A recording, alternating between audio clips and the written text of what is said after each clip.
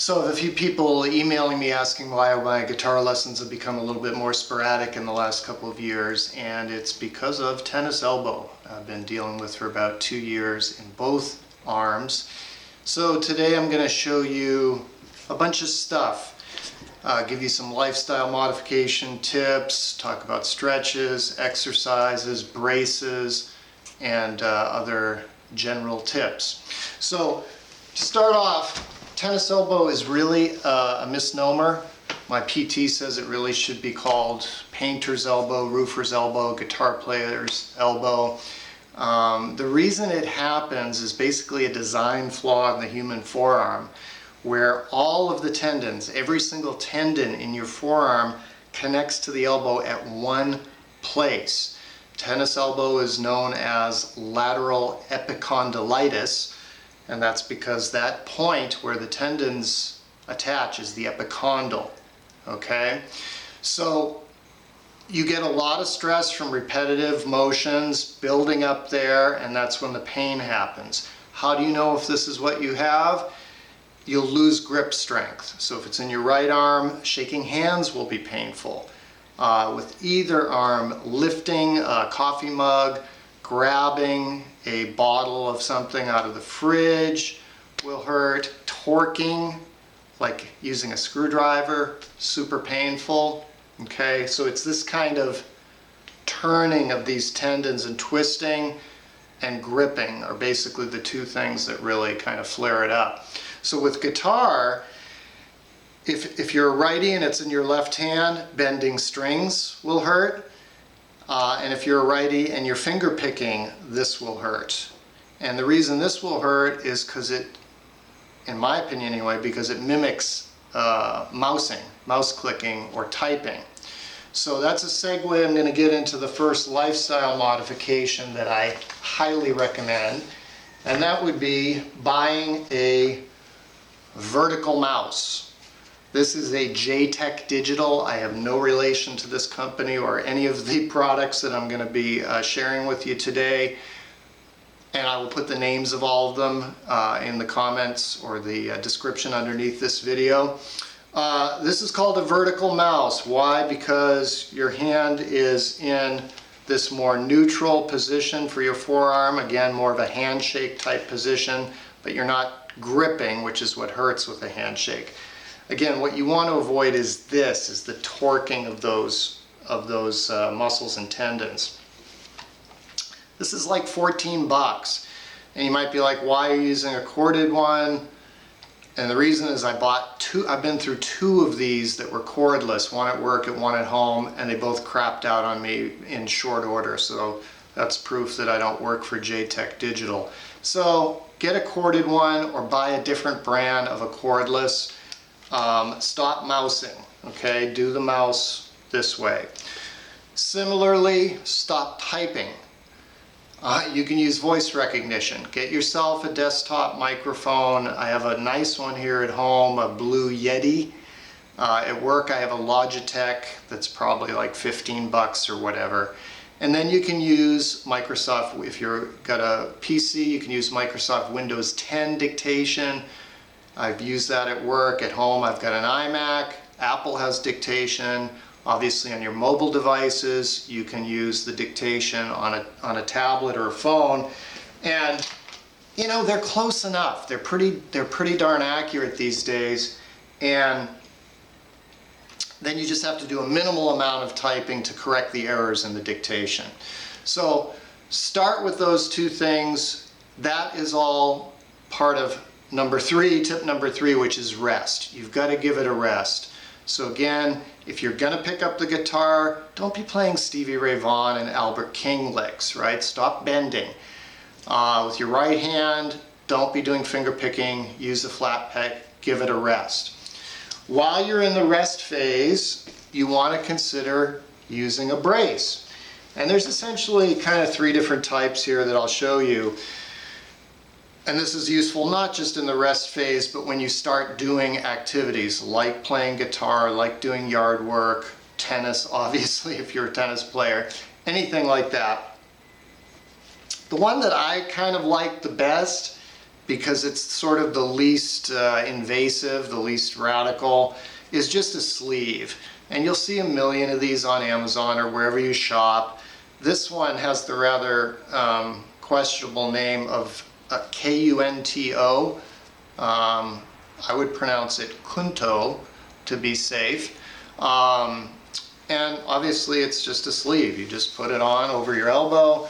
Provides a little bit of gentle compression and a little bit of heat, obviously. So easy to put on, easy to wear at work, anywhere basically, although in the summertime, like now, it's going to show. So sleeve, you'll see the ones with copper in them that weightlifters use. I don't know if the copper does anything, but can't hurt, they're cheap. The second type of brace, I've got two different types or two different brands. Also compression, you'll see some with gel, others that sort of have these two fingers. And again, they're designed to just lay across those tendons and press down on them. The one that I recommend of these two is the Bandit, B-A-N-D-I-T, and it's just got a bigger area that presses down. It's easier to wear. It's not terribly uncomfortable. The idea here is picture a guitar, and the strings of the guitar are like the strings of your tendons. If you're pressing down on the strings of your guitar and you pluck the string here, it's not going to vibrate as much at this end, right? It's going to be dampened because you're holding the strings at this point. That's the same idea of these braces. So they're putting kind of gentle, I wouldn't torque too hard on these, obviously, especially at first, but they're putting some gentle pressure on those tendons so that when you're torquing, whether you're using a screwdriver, typing, or playing guitar, it's not vibrating as harshly at that epicondyle point of junction. As far as the torquing tightly, obviously when you buy a compression sleeve, you want to make sure you get the right size. You want to get something that's tight. That's kind of the whole point. All right, so that's the braces. The next thing I want to talk about is stretching. Now there's kind of two schools of thought about when you want to get into strengthening. I've been to PTs, chiropractors, acupuncturists, and my feeling is in the acute phase, you don't want to be trying to strengthen. You're just going to make it worse. You're just going to make it angry. Long term, yes, you want to strengthen these tendons, but initially give them a rest and just do gentle stretching. So the two stretches that you'll see the most and that I've found the most helpful are really just variations of this and this. Okay? So I don't know why this is supposed to be better, but I saw a weightlifter guy on YouTube here doing this. Cross your arms like this, grip them together, and then gently stretch back. My chiropractor says hold it for 3 deep breaths. I tend to just count to 30. Okay? And then similarly on the left arm. And even if you're only experiencing this in one arm, stretch both arms, right? You might prevent it from happening in your other arm.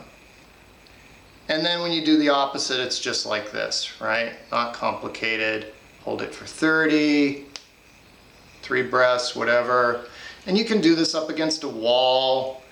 Be gentle with it at first, okay? That's not, it's not complicated, all right? So, while you're doing those kinds of stretches, there's some kinds of massage tools, obviously. The one my chiropractor's office likes is this one called the Moji, M-O-J-I. And I've used this on various injuries, and it works. It really works. So it's like basically ball bearings. I keep it in the freezer. Even though there's a lot of research now that says icing does not help like we used to think it did, I figure what the hell, it can't hurt, right? So I took this out of the freezer a while ago, but when it's right out of the freezer, it's pretty intense. And again, very easy to use, just some gentle massage on your forearms. Okay, so that's the Moji. I will put that in the section underneath as well. Okay, this is getting a little bit now into the strengthening. So this is when you're in the rehab phase. The two most common strengthening exercises, you want to use a really light dumbbell. I mean, I know this is going to sound really light, but start with 1 pound, 2 pound, 3 pound, work your way up to 5 and so forth. You don't want to make it worse. You don't have to be a hero or macho to fix this. So the first one is upright. Turn it to the sides like this. So with your palm down, and then back. It's better on a flat surface. I do it while I'm watching TV on the armrest of the recliner. And it's just this. And remember at the beginning I said that this kind of torquing of these muscles is what hurts it. That's why you don't want to do these strengthening exercises when it's in the acute phase, right? This is the strengthening phase when you're trying to get these tendons strong enough so it doesn't happen again. So that's one. Obviously it's the same over here. And then the other is this. And at the very beginning you want to give it a little help with the other arm and then gently let it fall. This is really stretching all of this out and putting some tension on it, so you got to be careful. That's why you give it a little bit of a assist for the lift, and it's really the letting down that is the more important. Okay, do that with both arms. You know, you can do sets of 10 or 12 or whatever you want with these. All right. The last tool I'm going to show you here is the Theraband Flexbar. There's guys here, chiropractors on YouTube, who think this is the cure. You'll see videos that say this is the cure for tennis elbow. I haven't found that to be true, but I'm going to show it to you here just in case it works for you. Everybody's different. Something different's going to work for all of you. None of this might work for you. One of them might, whatever. So there, Google this or YouTube this Flexbar, F-L-E-X-B-A-R, to see all the exercises. I'm not going to get into all of them now because that's not the point of this video, but basically they're variations on a theme of twisting and torquing these. So it's really kind of that same thing, torque and release, that you can get with a dumbbell. Okay, so one thing I don't have here but you can get anywhere is a gripping. My physical therapist gave me like a ball of putty, and she said, you know, just gently work that putty while you're watching TV or whatever. I really found that gripping thing, you know, some people say grip a tennis ball and squeeze it. That really lights it up big time if you're in the acute phase. So I'd be really careful with any of those gripping tools. And the good news is almost everything I read says that this is a self-limiting condition and that it goes away in a year or two. And I know it sounds like a long time. That was really depressing for me when that happened in my right arm 2 years ago. But it did go away. It did take at least a year for it to really go away. Unfortunately, it came into my left elbow this year, so that's what I'm working on at the moment, and one of the reasons I decided to do this video. I hope you find it useful. I hope to be back with more guitar lessons for you soon. Thanks for joining me, and I will see you next time.